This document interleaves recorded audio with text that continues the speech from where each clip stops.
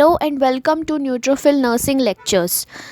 उम्मीद है आप सब बढ़िया होंगे और आपने पुरानी वीडियोस देखी होंगी और अच्छे से समझी होंगी।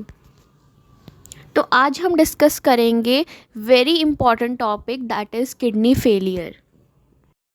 किडनी फेलियर पढ़ने से पहले हमें ये पता होना चाहिए कि किडनी के मेन फंक्शंस क्या होते हैं। किडनी के मेन 5 फंक्शंस होते हैं, जैसे कि फर्स्ट है urine formation, second is pH regulation, third is BP regulation and fluid regulation, fourth is hormonal secretion, fifth is vitamin D activation.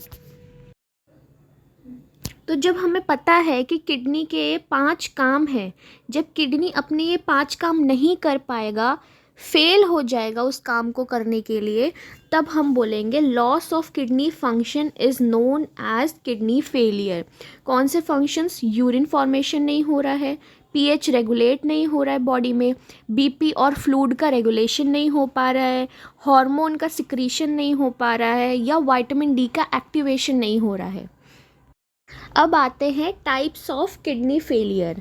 Types of kidney failure दो टाइप के होते हैं, acute and chronic. Acute kidney failure को हम acute kidney injury भी बोलते हैं, ARF भी बोलते हैं, एक्यूट रीनल फेलियर। ओके, या तो ARF, या तो AKI, या तो AKF। Acute kidney failure, acute kidney injury and acute renal failure, ये तीनों नाम एक ही के हैं जो कि एक्यूट किडनी फेलियर है। तो first is acute kidney failure, second word is chronic kidney failure. ठीक है, एक्यूट किडनी फेलियर क्या होता है कि ये सडन ऑनसेट होता है, या तो जैसे कि फॉर एग्जांपल है सडन अगर किडनी का फंक्शन लॉस हो गया है, जैसे कि अगर किसी पेशेंट का किसी को एक्सीडेंट हुआ है, रोड ट्रैफिक एक्सीडेंट है, तो क्या होता है कि किडनी में ब्लड सप्लाई नहीं पहुंच पाती, तो नेफ्रॉन्स जो है नेफ्रॉन्स को ब्लड नहीं मिलेगा, तो वो क्या करेंगे, यूरिन फॉर्मेशन को बंद कर देंगे। ठीक है, तो क्या हुआ कि सडन यहाँ पे loss of the kidney function हुआ। ठीक है, तो सडन लॉस हुआ, बट जैसे ही हमने ब्लड ट्रांसफ्यूजन किया, पेशेंट को ब्लड चढ़ाया, नेफ्रॉन्स को ब्लड मिला और उसने फिल्ट्रेशन स्टार्ट कर दिया, तो यहाँ पे but this is the reversible loss. ठीक है, तो एक्यूट किडनी फेलियर में क्या होता है कि suddenly loss of kidney function होता है, and the second point is reversible loss of kidney function. ठीक है, किडनी का फंक्शन जो है वो सडन लॉस होगा बट वो रिवर्सिबल होगा, उसको बोलेंगे एक्यूट किडनी फेलियर या एक्यूट किडनी इंजरी या एक्यूट रीनल फेलियर।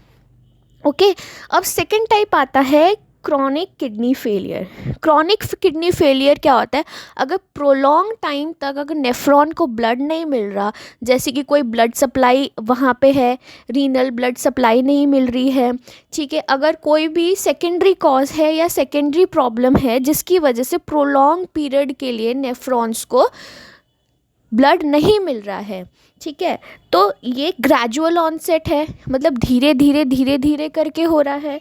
और ये जो लॉस है, अगर प्रोलॉन्ग पीरियड के लिए कोई चीज़ फंक्शनल नहीं होगी तो लॉस जो होगा वो इरिवर्सिबल होगा, उस लॉस को हम कंपनसेट नहीं कर पाएंगे, उसको बोलेंगे क्रॉनिक किडनी फेलियर। तो क्रॉनिक किडनी फेलियर में हमने 2 पॉइंट्स पढ़े, जो कि है फंक्शन जो है वो ग्रेजुअल लॉस होगा, धीरे धीरे लॉस होगा, और जो लॉस होगा वो इरिवर्सिबल होगा। ठीक है, इसको बोलेंगे क्रॉनिक किडनी फेलियर या क्रॉनिक किडनी इंजरी या क्रॉनिक रीनल फेलियर। ये तीनों नाम एक के ही है, जो कि है क्रॉनिक किडनी फेलियर, किसी भी नाम से ये आ सकता है। अब हम 1 बाय 1 डिस्क्राइब करेंगे इनके टाइप्स को। तो first of all is acute kidney failure. ठीक है, इस एक्यूट किडनी फेलियर के जो कॉजेज़ है हमने ये जान लिए कि किसकी वजह से हो रहा है। पहले तो ये सडन ऑनसेट होता है, ठीक है, और रिवर्सिबल होता है। अब इसके कॉज क्या है? कॉज भी 3 टाइप्स के हैं, या तो प्री रीनल, इंट्रा रीनल या post renal. Okay, pre renal क्या है? जो रीनल सिस्टम है उसके अलावा मतलब रीनल सिस्टम के अलावा जैसे ब्लड वेसल्स या हार्ट में या आर्टरी वगैरह में कोई प्रॉब्लम है तो प्री रीनल कॉज हो गया। इंट्रा रीनल मतलब या तो रीनल सिस्टम में ही कोई प्रॉब्लम है या तो किडनी में ही कोई प्रॉब्लम है, उसको बोलेंगे इंट्रा रीनल कॉज। अगर पोस्ट रीनल रीनल का मतलब है रीनल के बाद, मतलब किडनी के बाद जो है यूरेटर, ब्लैडर या प्रोस्टेट, यूरेथ्रा में अगर कोई प्रॉब्लम है तो उसको बोलेंगे हम पोस्ट रीनल कॉज। जैसे कि ये हमारा हार्ट है, ठीक है, दिस इज द हार्ट, ये हार्ट है, ठीक है, डायग्राम के थ्रू हम समझते हैं। ये हार्ट है, ये एब्डोमिनल आर्टरी है और ये रीनल आर्टरी है जो हमारी किडनी को ब्लड सप्लाई कर रही है। अगर हार्ट में, एब्डोमिनल आर्टरी में कोई भी प्रॉब्लम है उसको बोलेंगे हम रीनल प्री रीनल कॉज, ठीक है। अब इंट्रा रीनल में क्या आता है, अगर किडनी में कोई इशू है जैसे कि कोई स्टोन है, कोई ट्रॉमा हुआ है, देखो 3 चीज़ होते हैं, स्टोन, ट्रॉमा और ट्यूमर। स्टोन, ट्रॉमा और ट्यूमर अगर किडनी में प्रेजेंट है तो उसको बोलेंगे इंट्रा रीनल कॉज। अगर स्टोन, ट्रॉमा और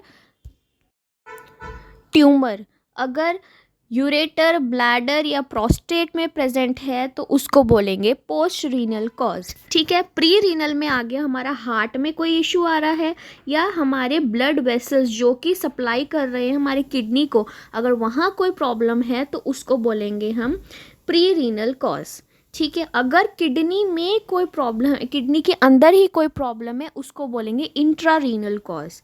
अगर किडनी के अलावा यूरेटर में, ब्लैडर में, प्रोस्टेट में या यूरेथ्रा में कोई प्रॉब्लम है उसको बोलेंगे हम पोस्ट रीनल कॉज, ठीक है।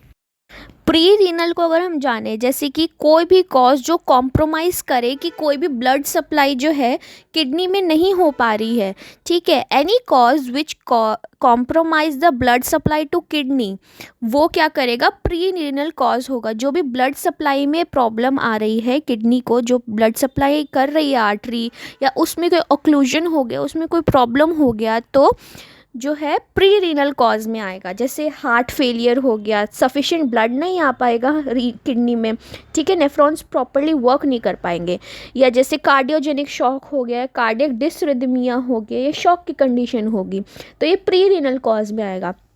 तो ये हार्ट की कंडीशन हुई जो हमने पढ़ा अभी। अब आते हैं ब्लड सप्लाई, जैसे कि डिहाइड्रेशन या हाइपोवोलीमिया या burn, embolus, thrombus in the blood flow of renal artery. जैसे कि अगर कोई भी एम्बुलस या थ्रोम्बस फॉर्मेशन हो गई, ठीक है, जो ऑक्लूड कर रही है हमारी रीनल आर्टरी को और वो ब्लड सप्लाई नहीं होने दे रही किडनी में, तो उसको बोलेंगे कि ये प्री रीनल कॉज में आ गया, ठीक है। अब आते हैं सेकेंड कॉज में, that is intra renal cause. Intra renal हमने पढ़ा था कि जो cause present inside the kidney, kidney के अंदर कोई भी कॉज हो, कॉज क्या हो सकता है, या तो ट्यूमर, ट्रॉमा या स्टोन इन किडनी, और पाइलोनेफ्राइटिस या ग्लोमेरुलोनेफ्राइटिस की अगर कंडीशन हो और वो किडनी के अंदर प्रेजेंट हो तो उसको बोलेंगे इंट्रा रीनल कॉज। अब हम देखते हैं एक एग्जांपल, क्रश इंजरी, ठीक है।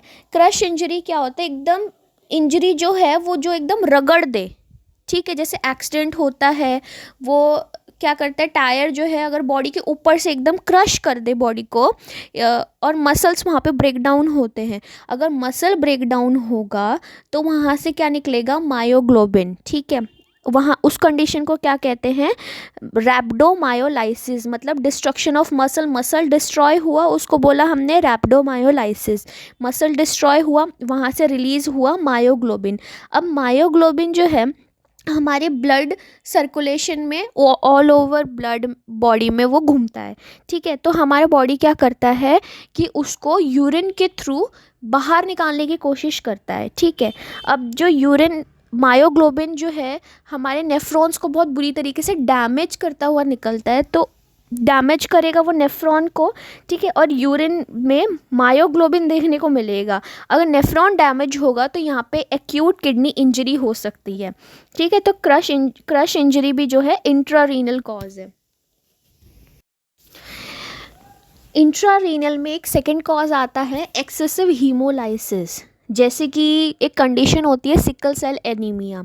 ठीक है, सिकल सेल एनीमिया में क्या होता है, नॉर्मली जब आरबीसी ब्रेकडाउन होता है स्प्लीन में, ठीक है, आरबीसी ब्रेकडाउन होता है तो उसमें क्या होता है, आरबीसी ब्रेकडाउन होने के बाद हीम और ग्लोबिन अलग अलग सेपरेट होता है। ठीक है, डिस्ट्रॉय होके ब्रेकडाउन होके हीम अलग होता है, ग्लोबिन अलग होता है। सिकल सेल एनीमिया के केस में क्या होता है, जब आरबीसी डिस्ट्रॉय होता है तो वो हीम और ग्लोबिन अलग नहीं होता है, हीमोग्लोबिन जो है वो ब्लड में ऐसे ही रिलीज़ हो जाता है विदाउट एनी ब्रेकडाउन। ठीक है, जैसे मायोग्लोबिन वो नेफ्रॉन को डिस्ट्रॉय करता हुआ यूरिन से बाहर आ रहा था, उसी तरीके से हीमोग्लोबिन जो है नेफ्रॉन को डिस्ट्रॉय करता हुआ, उसके ट्यूब्यूल्स को डिस्ट्रॉय करता हुआ वो यूरिन के थ्रू बाहर आता है। तो इससे भी क्या है, एक्यूट किडनी इंजरी होता है। ठीक है, और हीमोग्लोबिन और यूरिया देखने को मिलता है। और इनकी वजह से जो most common intrarenal cause of AKI है वो है एक्यूट टिब्यूलर नेक्रोसिस। मतलब टिब्यूल जो है, जैसे PCT DCT, जो टिब्यूल्स है वो नेक्रोस हो जाती है, और ये most common intrarenal cause of AKI है। याद रखना, most common intrarenal cause of किसका, AKI। ठीक है, थर्ड कॉज ऑफ AKI होता है पोस्ट रीनल कॉज। जैसे कि हमने पढ़ा कि पोस्ट रीनल कौन कौन से होते हैं, यूरेटर, ब्लैडर, यूरेथ्रा या प्रोस्टेट। ठीक है, इनमें कोई भी ट्यूमर, ट्रॉमा, स्टोन प्रेजेंट होगा, कहाँ कहाँ पे, यूरेटर में, ब्लैडर में, यूरेथ्रा में या प्रोस्टेट में। इन ऑर्गन्स में अगर ट्यूमर, ट्रॉमा, स्टोन हुआ तो ये पोस्ट रीनल कॉजेज़ में आ जाएंगे। तो हमने एक्यूट किडनी इंजरी के हमने 3 कॉजेज़ पढ़े, pre renal cause, intrarenal cause and post renal cause. ठीक है, नेक्स्ट आते हैं हम sign and symptoms with phases of AKI। AKI के बारे में हम पहले पढ़ेंगे कि AKI के साइन एंड सिम्टम और कौन कौन से फेजेस होते हैं। फेजेस आएंगे, उसके साथ साथ हम साइन एंड सिम्टम्स पढ़ेंगे। पहले आता है ओलिग्यूरिक फेज। ठीक है, ओलिग्यूरिया मतलब यूरिन का जो फॉर्मेशन एंड एक्सक्रीशन है वो 400 ml पर डे से कम हो रहा है। मतलब जो यूरिन आउटपुट है लेस देन 400 ml है। ठीक है, तो नाम से पता चल रहा है कि ओलिग्यूरिया है, मतलब यूरिन फॉर्मेशन जो है वो कम है। तो यहाँ पे क्या होता है, फर्स्ट फेज होता है ओलिग्यूरिक फेज, मतलब ये इंजरी के इमीडिएटली आफ्टर स्टार्ट हो जाता है, starts after the injury. Duration क्या है, 1 से 2 वीक तक चलता है, मतलब 7 से 14 दिन तक चलता है ये। इसमें साइन एंड सिम्टम क्या होगा, ओलिग्यूरिया होगा, मतलब urine output less than 400 ml होगा।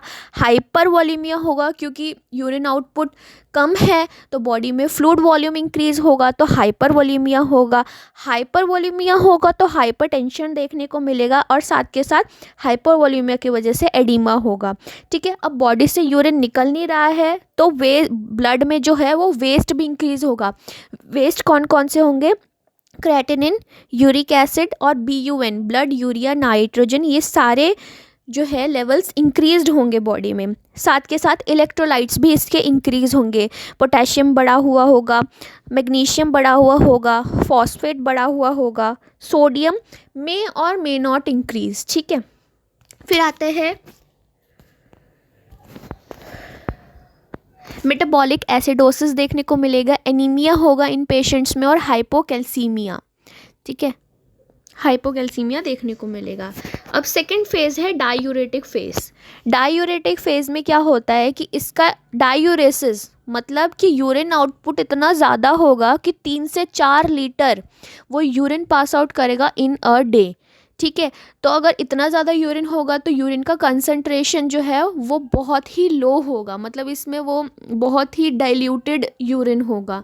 ठीक है, तो यूरिन आउटपुट डायूरेटिक फेज का जो फर्स्ट पॉइंट है, यूरिन आउटपुट जो है वो 4 से 5 लीटर पर डे। ड्यूरेशन इसका क्या है, 7 से 21 दिन, किसी का 7वां दिन भी हो सकता है, किसी का 21वां दिन भी हो सकता है। और पॉलीयूरिया मतलब इतना ज़्यादा यूरिन पास ऑन करेगा तो उसकी वजह से जो है हाइपोवोलीमिया का कंडीशन आएगा। तो इसमें नर्सिंग मैनेजमेंट क्या है, हम लोग क्या करेंगे, फ्लूइड रिप्लेस करेंगे। ठीक है, हाइपोवोलीमिया की वजह से हाइपोटेंशन होगा, हाइपोटेंशन हाइपोटेंशन को कंपनसेट करने के लिए टेकिकार्डिया होगा, टेकिकार्डिया। फिर उसके बाद है इलेक्ट्रोलाइट्स बॉडी में डिक्रीज़ हो जाएंगे क्योंकि बहुत ज़्यादा यूरिन पास ऑन हो रहा है, ठीक है। इलेक्ट्रोलाइट्स में क्या होगा कि हाइपोनेट्रीमिया, हाइपोकैलीमिया, हाइपोमैग्नीशियमिया, हाइपोपोटेशियमिया, ठीक है। अब इलेक्ट्रोलाइट्स जो है वो बॉडी में कम हो रहे हैं तो हम इलेक्ट्रोलाइट्स रिप्लेस करेंगे, ये हमारा मैनेजमेंट होगा। क्या हो, फिर इलेक्ट्रोलाइट्स डिक्रीज होगा तो waste decrease but still slightly elevated from normal, ठीक है। वेस्ट तो बॉडी से कम होगा बट जब हम नॉर्मल केएफटी करेंगे तो वहाँ पे स्लाइटली नॉर्मल से थोड़ा ज़्यादा फिर भी नंबर आएंगे, ठीक है। कैल्शियम नॉर्मल रहेगा और एनीमिया नहीं होगा इन पेशेंट्स में। थर्ड फेज़ आता है रिकवरी फेज़, ठीक है। ये जो है it takes month to year, महीने से साल भर लग सकता है रिकवरी फेज़ आने में। नेफ्रॉन जो है नॉर्मल हो जाता है, जैसे इंजरी से पहले था वैसे ही हो जाता है, सारे फंक्शंस जो है वो रीगेन हो जाता है, ठीक है। तो हमने AKI के कौन से 3 फेज़ पढ़े थे? Oliguric phase, diuretic phase and recovery phase. अभी तक जो हमने पढ़ा था वो था एक्यूट किडनी फेलियर, ठीक है। अब हम नेक्स्ट टाइप की तरफ बढ़ेंगे, chronic kidney failure. Chronic kidney failure is very very very important with exam point of view, ठीक है। बहुत इंपॉर्टेंट होता है, कॉम्पिटिटिव में भी पूछा जाता है और एग्ज़ाम में भी पूछा जाता है, तो CKD इज़ वेरी इंपॉर्टेंट, ठीक है। तो क्रॉनिक किडनी डिजीज़ होता क्या है? जैसे हमने पहले पढ़ा था कि इसमें ग्रेजुअल लॉस ऑफ फंक्शन होता है, ठीक है। अगर प्रोलॉन्ग टाइम के लिए अगर नेफ्रॉन को ब्लड नहीं मिलेगा फिल्टर करने के लिए, वो धीरे धीरे अपना फंक्शन लॉस कर देंगे, तो ग्रेजुअल लॉस ऑफ फंक्शन होता है, मतलब धीरे धीरे शुरू होता है। अगर एक बार किसी नेफ्रॉन ने अपना फंक्शन लॉस कर दिया तो वो इरिवर्सिबल हो जाता है, ठीक है। तो जो लॉस ऑफ द फंक्शन है वो इरिवर्सिबल होता है, ठीक है। तो अब हम कैसे असेस करेंगे कि जो किडनी है वो क्रॉनिक किडनी डिजीज़ की तरफ है? तो हम करते हैं इसके थ्रू GFR, ठीक है। GFR क्या होता है? Glomerular filtration rate. जो नॉर्मल GFR होता है वो होता है 125 ml पर मिनट, ठीक है। नॉर्मल GFR होता है हमारा 125 ml पर मिनट, ठीक है। तो यहाँ पे क्या कंडीशन आती है? तो GFR क्या होता है? लेस देन और equal to 60 ml per minute for 3 month. 3 महीना हम ऑब्जर्व करेंगे कि उसका जो GFR होगा वो 60 ml पर मिनट से कम होगा या equal to 60 ml per minute होगा, ठीक है। तो ये 3 क्राइटेरिया होगा, gradual loss of function, irreversible loss of function और GFR जो है लेस देन और equal to 60 ml per minute for 3 month, ठीक है। अब CKD के कॉज क्या होते हैं? AKI अगर प्रोलॉन्ग पीरियड के लिए चला या प्रोलॉन्ग पीरियड के लिए, जैसे हमने बोला कि ब्लड सप्लाई उसको नहीं मिल रही या ब्लड ट्रांसफ्यूजन हमने नहीं किया उसका या ब्लड सप्लाई नहीं मिली, अगर प्रोलॉन्ग पीरियड के लिए AKI चला तो उसको हम तो आगे चल के कन्वर्ट हो जाता है CKD में, क्रॉनिक किडनी डिजीज़ में, ठीक है। हाइपरटेंशन, अगर वो हाइपरटेंशन में क्या होता है कि वैसो कंस्ट्रिक्शन होता है। वैसो कंस्ट्रिक्शन का क्या मतलब है? जो ब्लड वेसल है उस आर्टरी का या ब्लड वेसल का जो ल्यूमन है वो शॉर्ट हो जाता है, तो वैसो कंस्ट्रिक्शन में ल्यूमन शॉर्ट हो जाएगा तो जितना ब्लड जाना चाहिए नेफ्रॉन में उतना नहीं जाएगा, तो धीरे धीरे करके क्या होता है कि नेफ्रॉन्स जो है अपनी फंक्शन लॉस करने लग जाते हैं क्योंकि उनको सफिशिएंट सप्लाई नहीं मिलती है, ठीक है। तो सेकंड कॉज है हाइपरटेंशन। थर्ड है DM, डायबिटीज़ मेलाइटस। फोर्थ है chronic inflammation of the kidney, जैसे कि क्रॉनिक ग्लोमेरुलोनेफ्राइटिस या ऑटो इम्यून डिसऑर्डर जैसे कि SLE या नेफ्रोटिक सिंड्रोम, ओके। अब आते हैं हम स्टेजेस ऑफ CKD। CKD के 5 स्टेज होते हैं। जब पेशेंट हॉस्पिटल में आता है तो हम कैसे डिफ़ाइन करेंगे कि कौन से स्टेज में है? स्टेज 1 में, 2 में, 3 में, 4 में या 5 में? थ्रू GFR, हम GFR के थ्रू हम देख सकते हैं कि कौन से स्टेज का CKD वाला पेशेंट है, ठीक है। तो स्टेज 1 जो होता है एट रिस्क, मतलब कि वो रिस्क पे है। स्टेज 1 को हम सेकंड नाम से जानते हैं which is at risk CKD, ठीक है। इसमें जो GFR होगा वो 125 ml पर मिनट से कम होगा पर 90 ml पर मिनट से ज़्यादा होगा, ठीक है। 125 ml पर मिनट से कम होगा पर 90 ml पर मिनट से ज़्यादा होगा, ठीक है। स्टेज 2 होता है, उसको बोलेंगे माइल्ड सीकेडी। इसमें क्या होगा कि 80 less than 60 to 89 ml per minute, ठीक है। GFR होगा less than 60 to 89 ml per minute. Third stage आता है, उसको हम बोलते हैं मॉडरेट सीकेडी। मॉडरेट सीकेडी होता है 30 to 39 ml per minute GFR हो तो उसको बोलेंगे स्टेज थर्ड सीकेडी।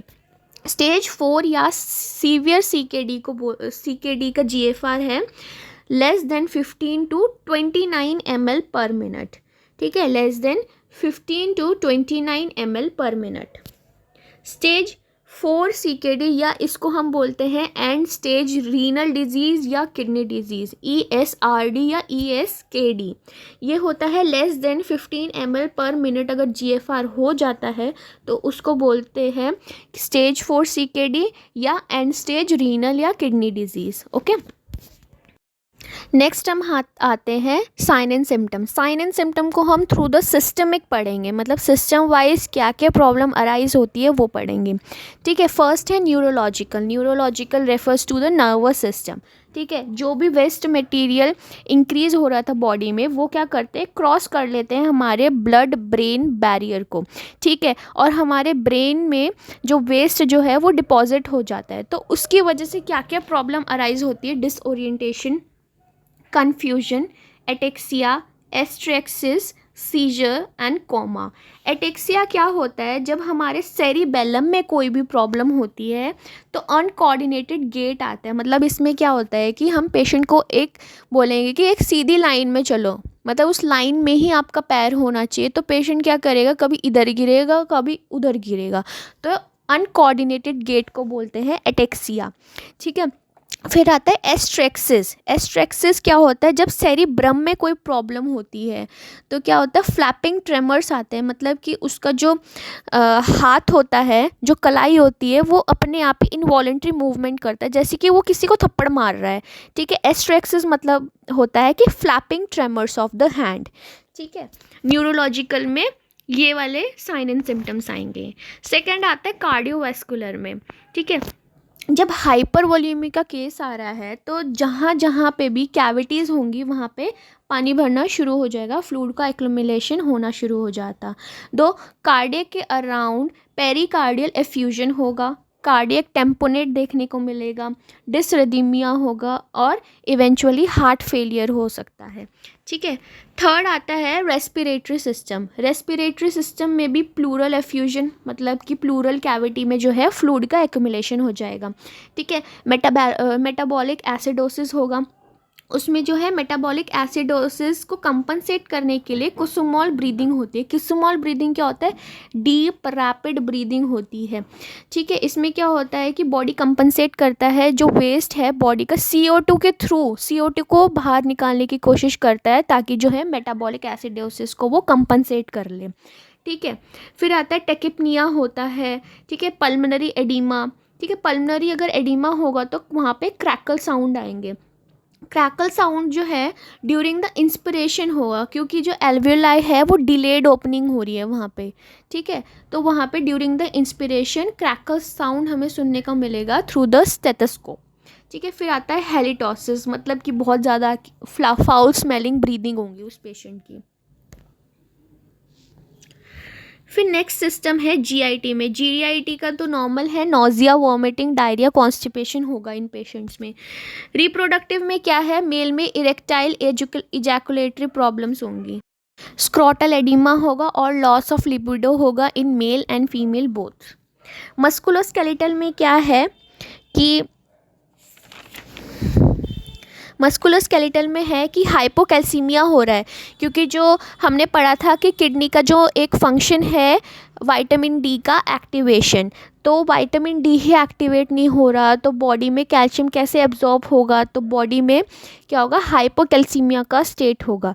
तो due to hypocalcaemia muscle cramping और ट्विस्टिंग आएगी, ठीक है, मसल वीकनेस होगा और इवेंचुअली ऑस्टियोपोरोसिस होगा।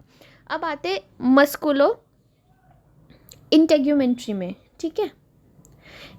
इन पेशेंट्स में क्या होता है कि जैसे कि हम देखते हैं कि लिवर सिरोसिस के पेशेंट्स में बॉडी येलो हो जाती है, मतलब कि under the skin bilirubin accumulate हो जाता है। वैसे ही सेम इन पेशेंट्स में क्या होता है कि वेस्ट प्रोडक्ट जैसे यूरिया एंड यूरिक एसिड जो होता है वो स्किन के अंदर अंडर जो है एक्यूमुलेट हो जाता है।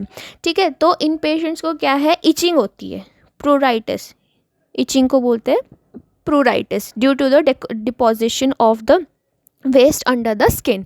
ठीक है, यूरामिक फ्रॉस्ट भी बोलते हैं, मतलब कि जो यूरेट क्रिस्टल्स है ना, जो यूरिक एसिड के क्रिस्टल्स है वो अंडर द स्किन जो है डिपॉजिट हो जाते हैं, क्रिस्टल्स बन जाते हैं, उसको बोलते हैं यूरामिक फ्रॉस्ट।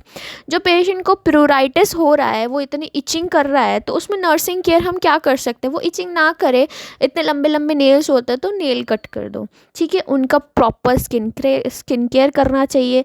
ठीक है, अप्लाई करेंगे मॉइस्चराइज़र और स्किन क्लीनिंग करेंगे, तो ये हमारा नर्सिंग केयर होगा। अब आते हैं कि स्पेसिफिक सिम्टम क्या, वो तो हमने साइन एंड सिम्टम पढ़ा था अकॉर्डिंग टू द सिस्टमिक। ठीक है, अब आते हैं specific symptom with management. Symptom तो होंगे, उसके साथ साथ हम मैनेजमेंट भी पढ़ेंगे। हाइपर वॉलीमिया और हाइपरटेंशन का केस होता है यहाँ पे देखने को मिलता है। तो इसमें क्या होता है, due to decrease excretion of water by kidney.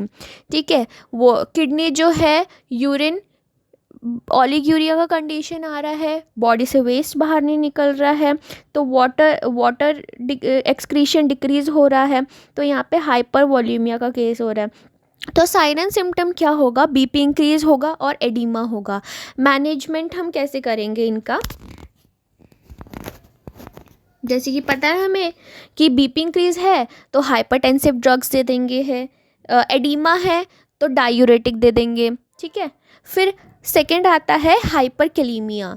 ठीक है, due to decrease excretion of potassium by kidney, body से जो है पोटेशियम बाहर नहीं निकल रहा। पोटेशियम का नॉर्मल लेवल होता है 3.5 टू 5.5 मिली इक्वी पर लीटर, बॉडी से पोटेशियम बाहर नहीं जा रहा तो हाइपरकैलेमिया का स्टेट आएगा।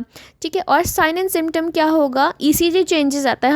हमें पता है कि पोटेशियम इंक्रीज होगा तो हमारे कार्डियक प्रॉब्लम्स होंगे, तो ईसीजी में हमें क्या देखने को मिलेगा, जो पी वेव होगा वो फ्लैट होगा। ठीक है, क्यूआरएस कॉम्प्लेक्स जो होगा वो वाइड हो जाएगा, elevated ST segment and tall T wave. ये हमारा नॉर्मल ईसीजी है। ठीक है, ये है पी, ये QRS complex, P QRS complex, ST segment and T wave. Okay, तो हमें क्या देखने को मिलेगा,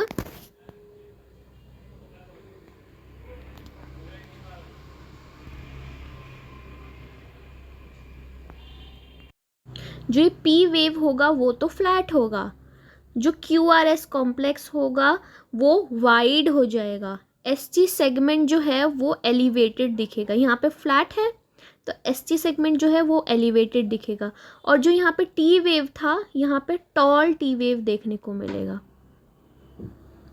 ओके,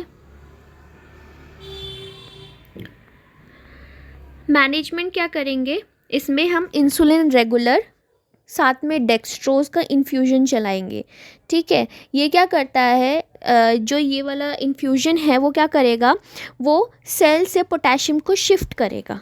ठीक है, साथ के साथ हम कैल्शियम ग्लूकोनेट देंगे 10 एम्प्यूल। ठीक है, ये भी, इसका भी सेम काम होता है, ये भी शिफ्ट करता है, हमारे पोटेशियम को शिफ्ट करता है सेल से। फिर आता है कि हम इसको, इन पेशेंट्स को नेबुलाइज कर देंगे विद द एस्थलीन या सैल्बुटामॉल। ठीक है, ये भी क्या करेगा, पोटेशियम को शिफ्ट कर देगा। फिर आता है एक सैशे कायाक्सलेट। ठीक है, कायाक्सलेट क्या करता है, ये दो रूट से हम दे सकते हैं, एक एनिमा रूट भी आता है, एक ओरल रूट भी आता है। ठीक है, कायाक्सलेट में क्या होता है, सोडियम पॉलिस्टरीन सल्फोनेट होता है। ठीक है, कायाक्सलेट का कंपोनेंट जो है वो सोडियम पॉलिस्टरीन सल्फोनेट होता है।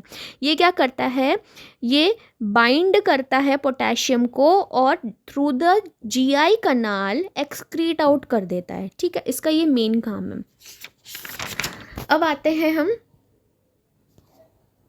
नेक्स्ट पे,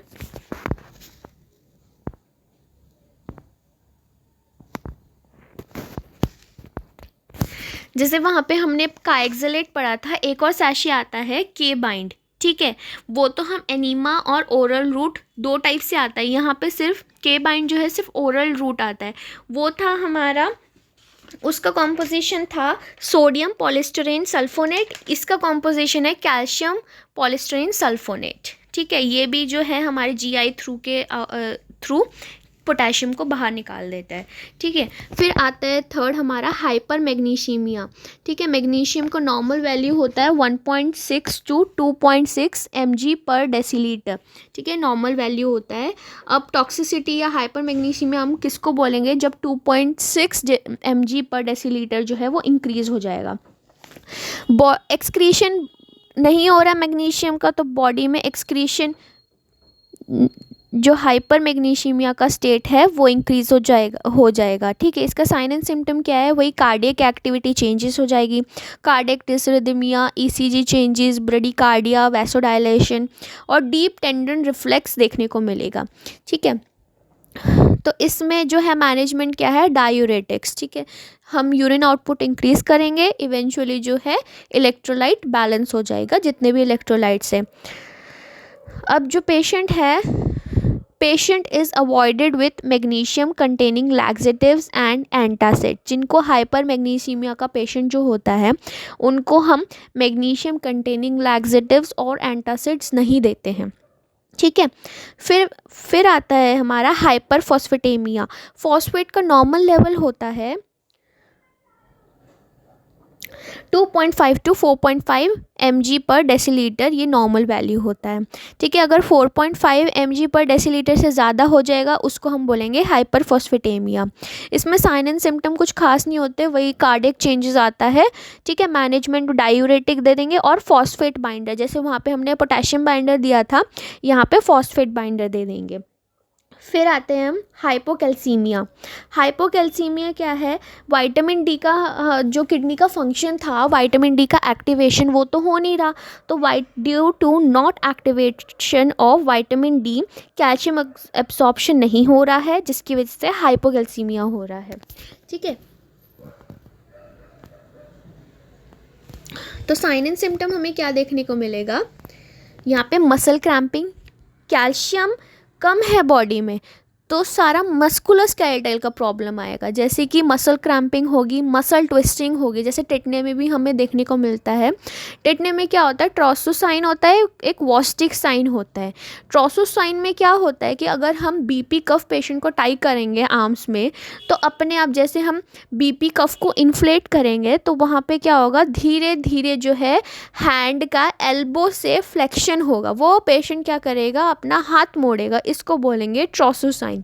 और वॉस्टिक साइन क्या होता है, फेशियल नर्व को अगर हम टैप करेंगे, जैसे ईयर के जस्ट पास में अगर हम टैप करेंगे फेशियल नर्व में, तो एक फेस जो है एक साइड में डेविएट हो जाएगा, उसको बोलेंगे वॉस्टिक साइन, ठीक है।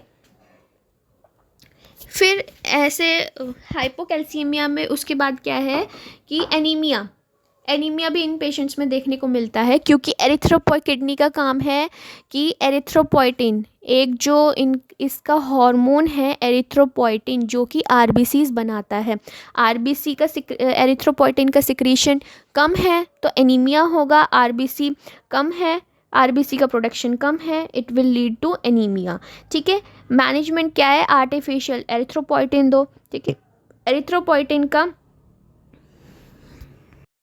एरिथ्रोपोइटिन का हमारा ब्रांड नेम होता है एपोजन और एपोइटिन, ठीक है। ये सबक्यूटेनियस देते हैं और हम आफ्टर द डायलिसिस देते हैं। अगर हम डायलिसिस से पहले देंगे तो क्या होगा, डायलिसिस क्या आता है, ब्लड में जितनी भी इम्प्योरिटीज़ होता है सबको वो बाहर निकाल देता है, तो हमारे इंजेक्शन देने का कोई फ़ायदा नहीं होगा, तो ये आफ्टर द डायलिसिस देते हैं, ठीक है। फिर आता है metabolic acidosis.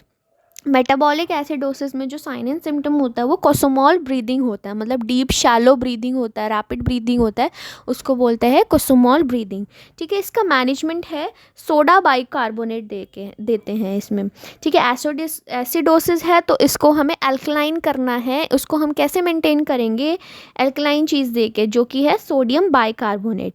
Management of hypocalcaemia, calcium को हम कैसे मैनेज करेंगे, कैल्शियम प्लस विटामिन डी देंगे। और एक सैशे आता है, आप सबको पता है, जैसे कि कॉलेकैल्सिफेरॉल सैशे, ये वीकली देते हैं हम विद द मिल्क।